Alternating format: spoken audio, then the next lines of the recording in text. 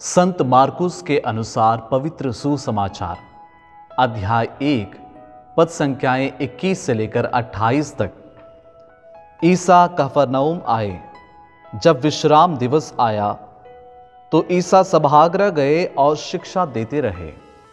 लोग उनकी शिक्षा सुनकर अचंभे में पड़ जाते थे, क्योंकि वे शास्त्रियों की तरह नहीं बल्कि अधिकार के साथ शिक्षा देते थे। सभागृह में एक मनुष्य था जो अशुद्ध आत्मा के वश में था। वह ऊंचे स्वर से चिल्लाया, ईसा नाज़री, हमसे आपको क्या आप हमारा सर्वनाश करने आए हैं? मैं जानता हूं कि आप कौन हैं, ईश्वर के भेजे हुए परम पावन पुरुष। ईसा ने यह कहते हुए उसे डांटा, चुप रह, इस मनुष्य से बाहर निकल जा। अब दूत उस मनुष्य को झकझोर कर ऊंचे स्वर से चिल्लाते हुए उससे निकल गया। सब चकित रह गए और आपस में कहते रहे, ये क्या है? ये तो नए प्रकार की शिक्षा है। वे अधिकार के साथ बोलते हैं। वे अशुद्ध आत्माओं को भी आदेश देते हैं और वे उनकी आज्ञा मानते हैं। ईसा की चर्चा शीघ्र ही गलीलिया प्रांत के कोने कोने में फैल गई। प्रभु का सुसमाचार। हे ख्रीस्त, तेरी स्तुति हो। प्रभु यीशु मसीह में मेरे प्रिय भाइयों तथा बहनों, प्रभु यीशु की शिक्षा सुनकर जितने लोग वहां पर एकत्रित थे, वे ये कहने लगे कि प्रभु शास्त्रियों की तरह नहीं बल्कि अधिकार के साथ शिक्षा देते हैं। प्रभु यीशु के पास वह अधिकार था। वह अधिकार अन्य किसी के पास नहीं है।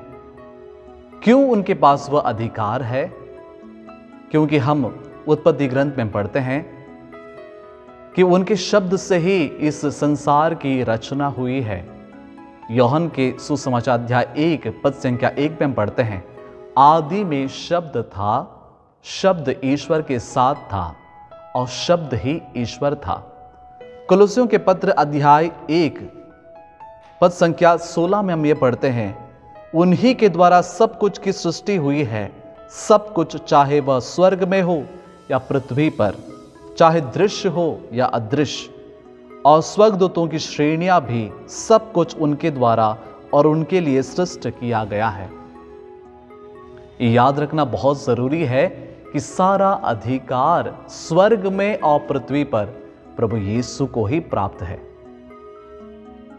क्योंकि हम वचन में पढ़ते हैं, स्तोत्र ग्रंथ 121 उसके पहले वचन में पढ़ते हैं, मैं अपनी आंखों को पर्वतों की ओर उठाता हूं, क्या वहां से मुझे सहायता मिलेगी?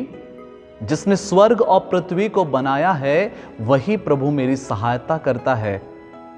और पुनर्जीवित यीशु अपने शिष्यों को आकर कहते हैं, मुझे स्वर्ग में और पृथ्वी पर पूरा अधिकार प्राप्त हुआ है। हाँ प्रिय भाई बहनों, यीशु मसीह अधिकार के साथ शिक्षा इसलिए देते हैं क्योंकि उनको स्वर्ग में और पृथ्वी पर पूरा अधिकार प्राप्त हुआ है। उनके अधिकार के सामने कोई टिक नहीं सकता। क्या अधिकार उन्हीं के पास है? क्या हमारे पास नहीं है? हम सबके पास भी है।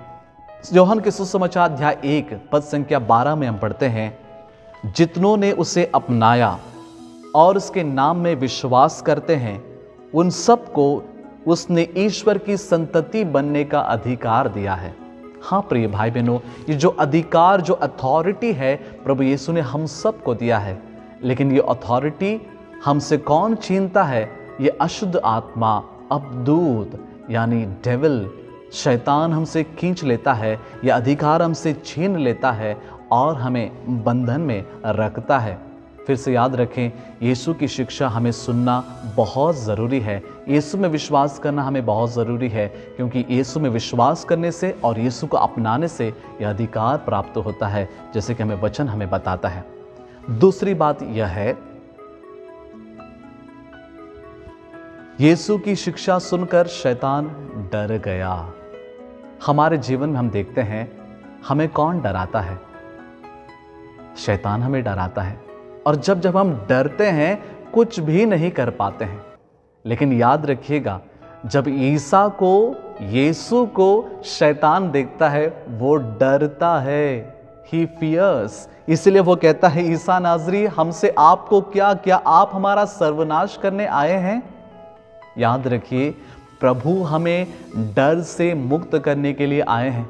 वचन में हम अक्सर पढ़ते हैं, डरो नहीं, मैं तुम्हारे साथ हूं। प्रभु ऐसे कहते हैं। इसलिए एक सुंदर सी प्रार्थना, यदि आप डरते हैं अपने जीवन से, अपने जीवन में प्रभु से छोटी सी प्रार्थना कीजिए। इस वचन को आप बार बार दोहरा सकते हैं। ये वचन है स्तोत्रगंज 34 पद संख्या वचन 5 में पढ़ते हैं, मैंने प्रभु को पुकारा, उसने मेरी सुनी और मुझे हर प्रकार के भय से मुक्त कर दिया। हाँ प्रिय भाई बहनों, प्रभु हमें हर प्रकार के डर से मुक्त कर सकता है। जो हमें डराता है, प्रभु उससे हमें आजाद कर सकता है। तीसरी बात यह है, प्रभु उस अबदूत को कहते हैं, चुप रह, बी साइलेंट। क्यों कहते हैं?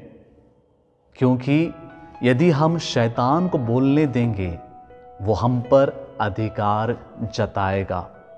याद रखिए, आज के ज़माने में हम देखते हैं, हम छोटी छोटी चीज़ों के लिए दूसरों को सुनते हैं, सोशल मीडिया पर निर्भर हैं। क्या हमारे पास वह टैलेंट्स नहीं हैं? क्या हमारे पास पवित्र आत्मा नहीं है हम जिनको सुन सकते हैं?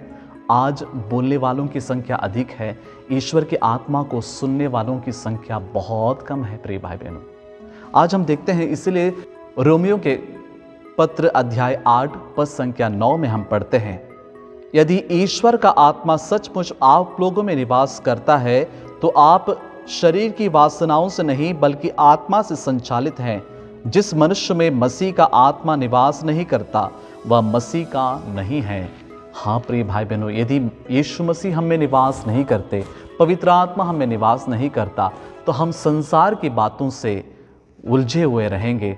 हम अबदूत के, शैतान की बातों से हम लोग डरे हुए रहेंगे। एक छोटी सी बच्ची थी, उसे एक बार कैटेकिज्म टीचर ने पूछा कि आपके हृदय में कौन रहते हैं? उस बच्चे ने सुंदर सा जवाब दिया, मेरे हृदय में यीशु रहते हैं। तब उस टीचर ने उससे पूछा, यदि शैतान आपको आकर डराए तो आप क्या करोगे? उसने कहा, मेरे अंदर जो यीशु हैं, मैं उनसे कहूँगी कि वो आकर शैतान से बातें करें। हाँ प्रिय भाई बहनों, जब यीशु शैतान से बातें करेंगे, शैतान नहीं टिक पाता। आज हम प्रभु से विशेष अनुग्रह और कृपा मांगे। जिन बातों से हम जूझ रहे हैं, जिनके जीवन में पवित्र आत्मा नहीं है, आज हम प्रार्थना करें, प्रभु आप अपना आत्मा भेजकर मुझे नया बनाइए। प्रभु यीशु की शिक्षा हमारे जीवन में दृढ़ हो, क्योंकि प्रभु यीशु बपतिस्मा के समय या फिर रूपांतरण के समय पिता ईश्वर को सुनते हैं, प्रार्थना के समय प्रभु यीशु पिता को सुनते हैं। इसलिए आकाश से यह वाणी सुनाई दी, यह मेरा प्रिय पुत्र है, मैं इस पर अत्यंत प्रसन्न हूँ। और रूपांतरण के समय भी यही वाणी सुनाई दी, यह मेरा प्रिय पुत्र है, मैं इस पर अत्यंत प्रसन्न हूँ। और आगे हम सबके लिए एक वाणी दी गई है, इसकी सुनो, अर्थात यीशु मसीह की सुनो, क्योंकि हम सब यीशु मसीह के शरीर के अंग हैं। जब हम उनके नाम में विश्वास करते हैं और उन्हें अपनाते हैं। आइए हम प्रार्थना करें, प्रभु हम सबको हर बुराई से, हर खतरे से, उन सारे बंधनों से जो हमें डराती हैं, जो हमसे ईश्वर के राज्य के उस अधिकार को छीन लेती हैं, उन सारी आत्माओं को प्रभु के उस चरणों में समर्पित करते हैं। और प्रभु हम सबको अपनी आत्मा के अभिषेक से भर दे। आमीन।